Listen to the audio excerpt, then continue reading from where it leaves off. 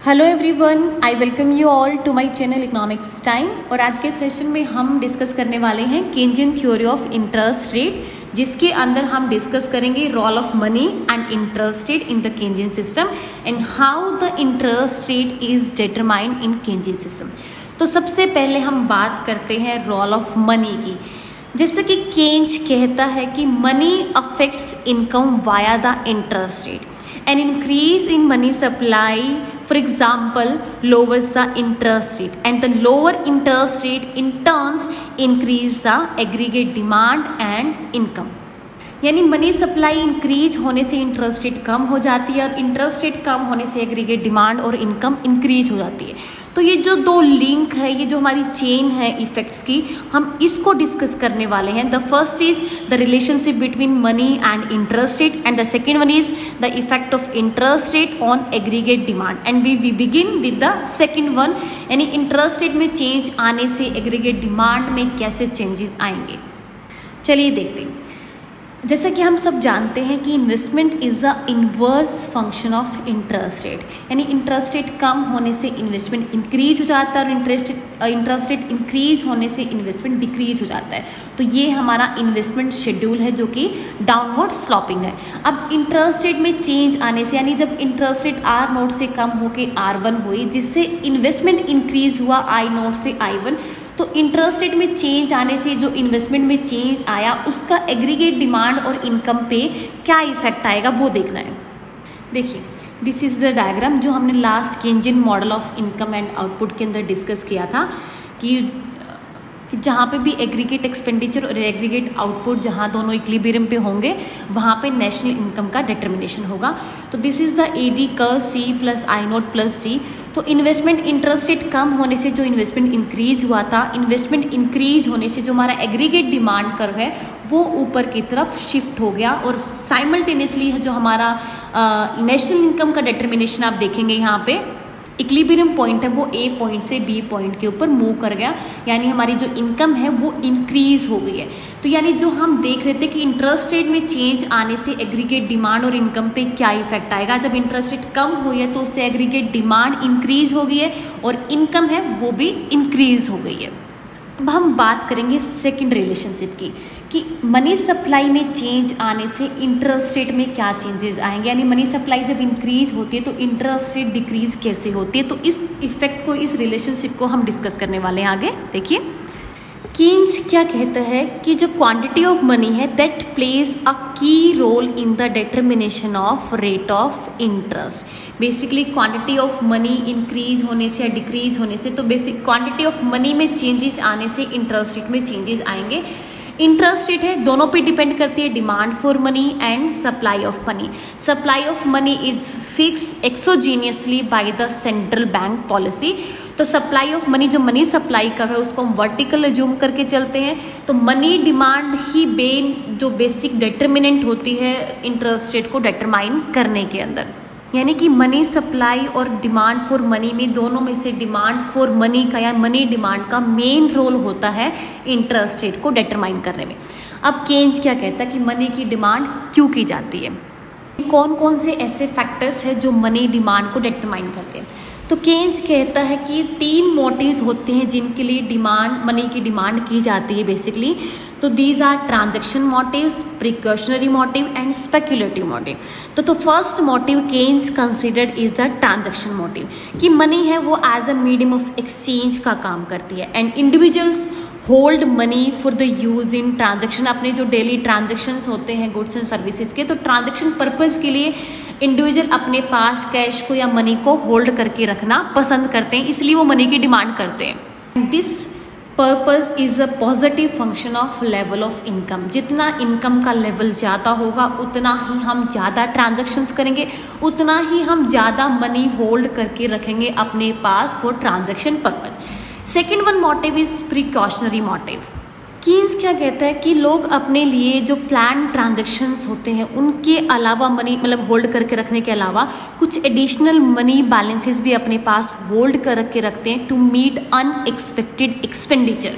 जो कि फ्यूचर में कोई इमरजेंसी हो सकती है, कोई मेडिकल इमरजेंसी हो सकती है, कुछ रिपेयरिंग वगैरह या कुछ भी ऐसा काम हो सकता है जिसके लिए अनफोर्सीन जो कंटिजेंसी होती है या इमरजेंसीज होती है उनको मीट करने के लिए, जो अनएक्सपेक्टेड एक्सपेंडिचर्स हैं उनको मीट करने के लिए अपने पास मनी होल्ड करके रखते हैं।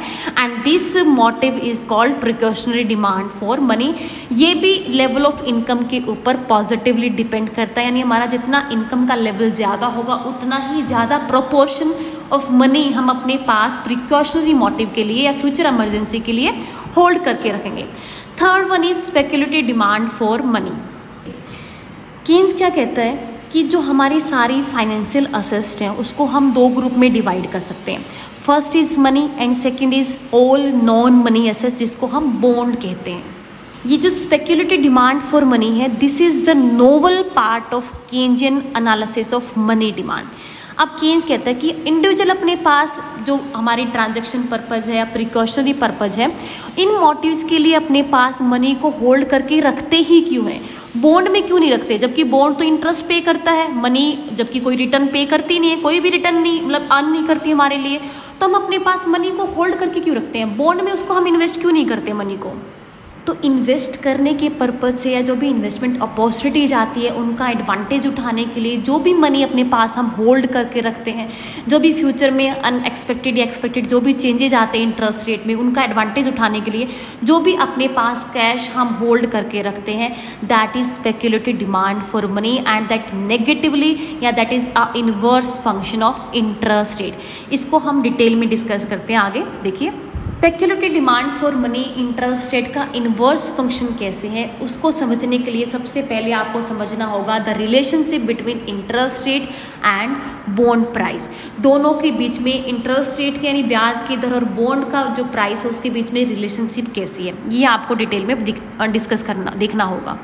देखिए बॉन्ड प्राइस और इंटरेस्ट रेट के बीच में नेगेटिव रिलेशनशिप होता है। बॉन्ड है वो हमेशा एक फिक्स्ड रेट ऑफ इंटरेस्ट को कैरी करते हैं। अगर आपने कोई बॉन्ड आज के टाइम पे खरीदा है और जो इंटरेस्ट रेट है दैट इज़ 5%, तो अगर 10 ईयर उसकी मैच्योरिटी पीरियड है तो 10 साल तक वो आपको 5% के ऊपर ही रिटर्न आपको पे करेंगे। तो जब इंटरेस्ट रेट इंक्रीज होती है तो value of fixed rate bonds will fall, and जब इंटरेस्ट रेट डिक्रीज होती है, कम होती है, तो जो ये फिक्स्ड रेट बॉन्ड्स होते हैं उनकी वैल्यू राइज करेगी।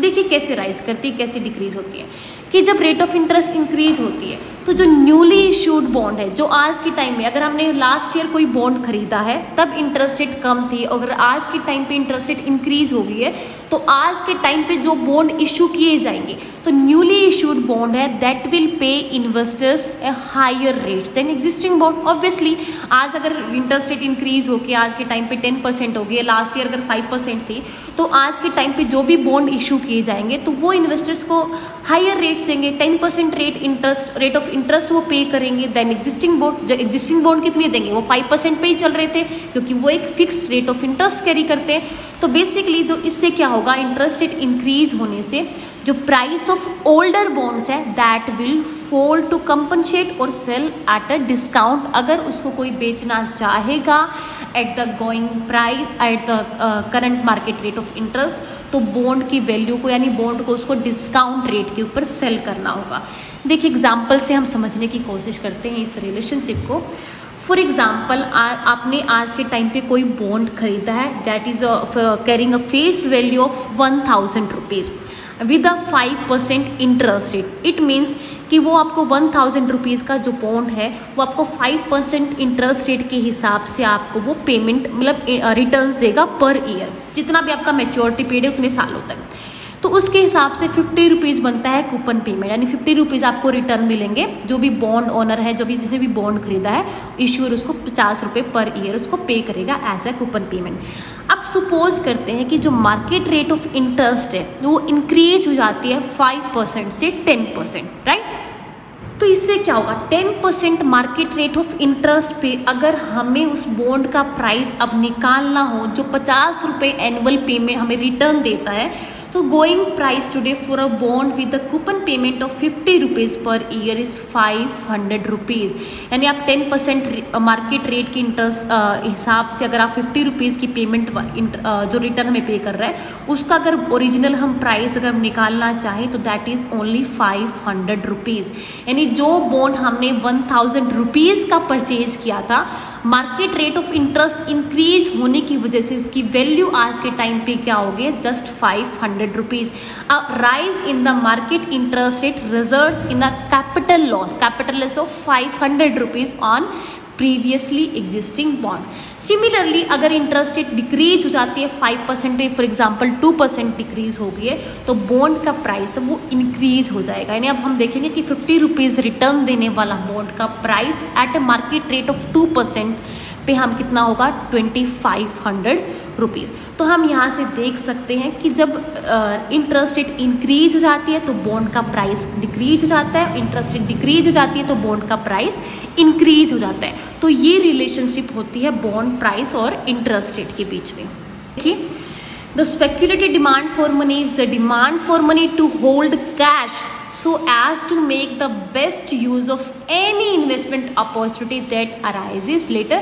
कि एक्सपेक्टेडली जो भी चेंजेस आते हैं मार्केट रेट ऑफ इंटरेस्ट के अंदर, जो भी आपको इन्वेस्टमेंट अपॉर्चुनिटी मिलती है उनको एडवांटेज लेने के लिए, उनका बेस्ट यूज़ करने के लिए जो आप अपने पास कैश होल्ड करके रखते हैं, जो मनी की आप डिमांड करते हैं, that is speculative demand for money and that is inversely related to the rate of interest. देखिए कैसे कि जब interest rate on security is very high, for example, then people क्या एक्सपेक्ट करेंगे कि इंटरेस्ट रेट है वो फ्यूचर के अंदर फॉल करेगी। ये एक्सपेक्टेड मूव्स होंगे इंटरेस्ट रेट के अंदर बाय इंडिविजुअल्स कि अभी हाई रेट ऑफ इंटरेस्ट है तो फ्यूचर के अंदर कम हो सकती है, फॉल होगी।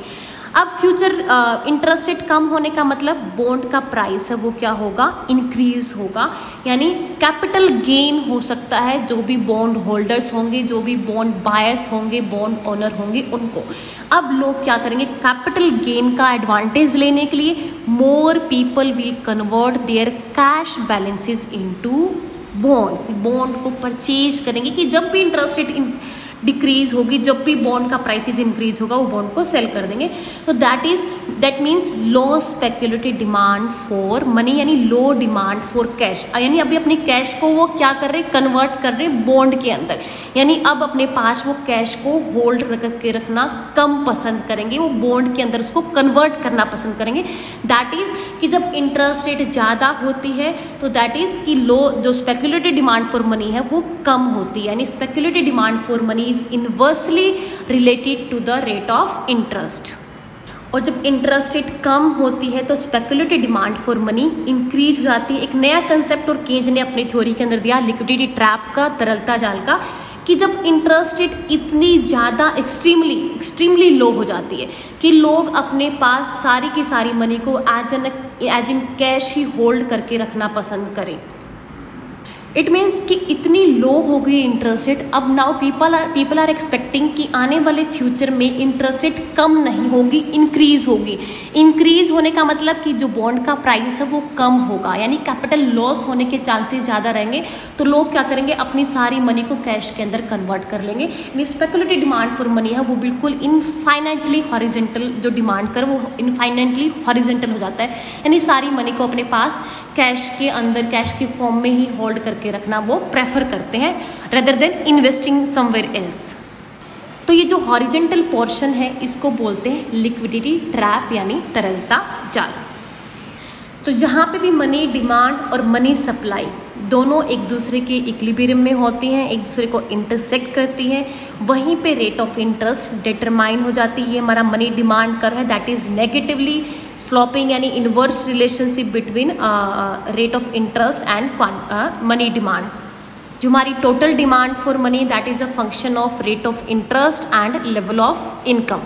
तो यहाँ पे जो हमने मनी डिमांड कर लिया है that is with given level of income. Why not, अगर इनकम लेवल इंक्रीज हो जाता है तो at a given rate of interest जो मनी डिमांड कर है वो भी राइट साइड शिफ्ट हो जाएगा, क्योंकि इनकम इंक्रीज होने से लेवल जो मनी डिमांड फॉर मनी है वो भी इंक्रीज हो जाती है। तो मनी डिमांड और money supply that is एक्सोजीनियसली determined by the central bank policies. तो दोनों एक दूसरे के इक्विलिब्रियम में जहाँ पे होंगी वहाँ पे रेट ऑफ इंटरेस्ट डिटरमाइन हो जाएगा। और अगर मनी सप्लाई इंक्रीज हो जाती है by central bank policy decisions, so there is an excess supply of money at the current market rate of interest. So at this rate of interest, people are not content to hold any new money. They attempt to decrease their money holding by bonds, ठीक है, by buying bonds. So the increase in the demand for bonds decreases the rate of interest. तो supplier of bonds या जो borrowers है, they offer to sell their bonds. So the fall in the rate of interest causes the demand for money to rise, and a new equilibrium is reached at the interest rate R1 point. So this was the theory of interest rate determination by Keynes, कि कैसे money demand और money supply दोनों के interaction से rate of interest determine होते हैं। Money demand किन किन पर्पज़ के लिए की जाती है, जिसमें हमने स्पेकुलेटिव डिमांड फॉर मनी है जो एक नोवल पार्ट है केंजियन एनालिसिस का, उसको हमने डिस्कस किया डिटेल में। तो ऐसे दोनों के इंट्रैक्शन से कैसे रेट ऑफ इंटरेस्ट डिटरमाइन होंगे और मनी सप्लाई में इंक्रीज आने से कैसे रेट ऑफ इंटरेस्ट कम हो जाती है। तो कैसे क्या रोल रहेगा मनी का और मनी का in the determination of rate of interest. तो this was the theory all about. Thank you very much and please keep watching.